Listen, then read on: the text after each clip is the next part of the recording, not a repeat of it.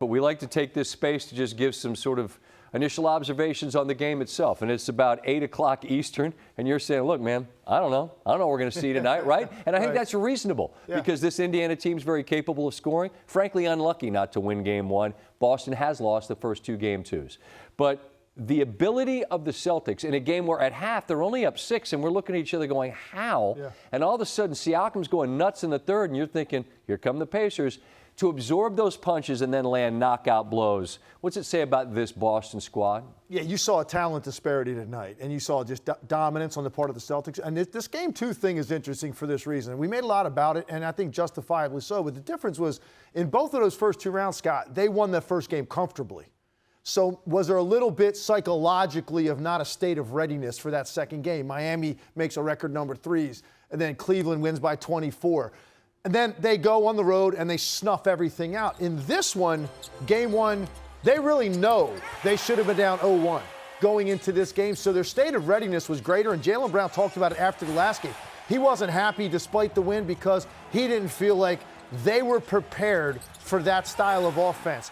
They were tonight. And after the first quarter, this was really all about the Celtics being in control. You're right, Indiana made that run when Siakam got hot. But for the most part, you never really felt that they were going to get over the hump, that Boston was going to truly be threatened in this game. They answered that run with a significant one of their own, took control from that point on. And tonight you saw a team that had offensive players that just flat out won every one-on-one in front of them. And we're going to talk about it on the touchscreen later and how they just broke Indiana down repeatedly all night long. If I said Tatum had 32, I believe he had 23. Regardless, Boston had 126. Ultimately, that's what matters. Brown would never admit it. He's such a buttoned-up dude. He's not going to say, yeah, I was pissed off.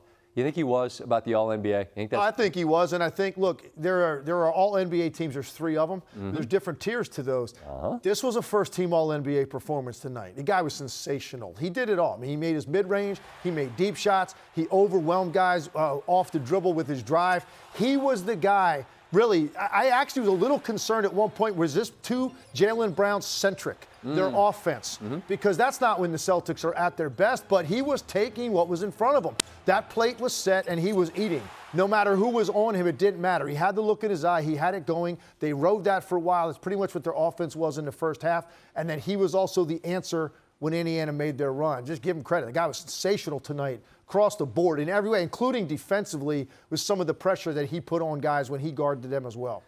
You all know the drill. In the immediate aftermath of a game where Tyrese Haliburton leaves with questions about his leg, do we anticipate that between now and midnight Eastern we're going to know the status for Saturday? Almost certainly not.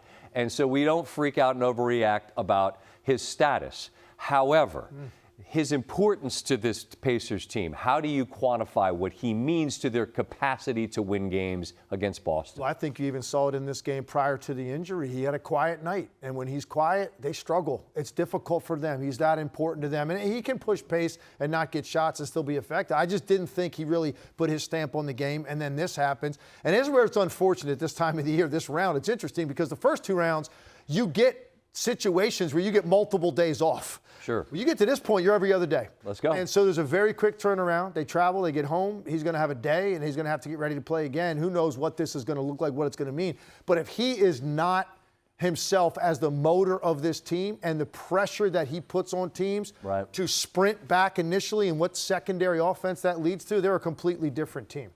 And it's a left hamstring injury, according to sources. That's what Woj tweeted out. And I believe it was 10 games that the hamstring issue cost him in January. You think of OG Anunoby, who had the hamstring issue for the Knicks in the last round against the series. And, man, you just look big picture. Look in the East. No Butler, right, for Miami in the first series. Donovan Mitchell injured. Jared Allen couldn't go for Cleveland.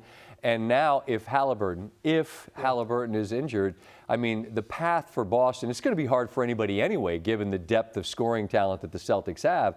But what were we talking about the other day, you and I, via text, right? Your availability is an ability in a sense. It's the unfortunate reality in all sports this time of year, isn't it? It's critical. And look, this is a team that's missing Benedict Mathurin. He'd be big in a spot like this because he's not going to be your point guard, but that's another 16, 20 points that you don't have. TJ McConnell's been as good as any backup point guard can play in the postseason. season. He's not Tyrese Halliburton. It's a different size component to it. Like, he'll be effective. There's no question in my mind. If he has to go and Halliburton can't, there's no doubt about that. But this one felt a little bit different in terms of what Boston allowed Indiana to do to them. And Halliburton would make a big difference.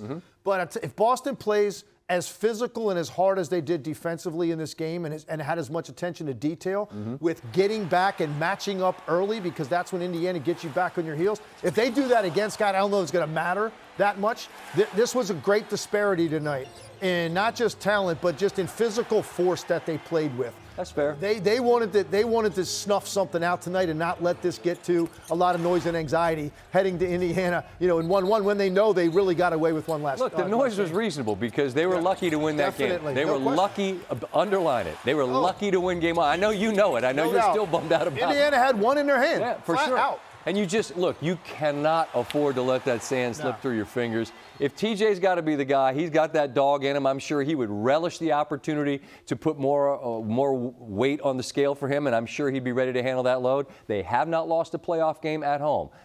Boston hadn't lost on the road, right? Yeah. So it'll be a fascinating sort of one thing's got to give. Yeah, and I will say one thing that was interesting in this game offensively. It was a big deal for Indiana. Miles Turner got in early foul trouble. Miles Turner never got in any kind of rhythm. If you go back to game 1 and think of how dominant he was in the first half, they didn't really have a great answer for that because Boston was continually retreating to run down toward the baseline because the ball got behind them. Here comes Miles Turner trailing into those spots where he can catch, get to his mid-range, catch, and go down the lane and throw on somebody. He really never had any impact in the game at all in the first half. He had a couple of buckets early third. You're thinking he's going to get it going.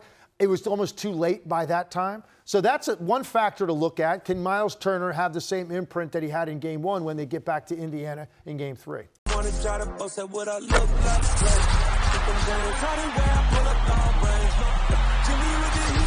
fire. It's Indy,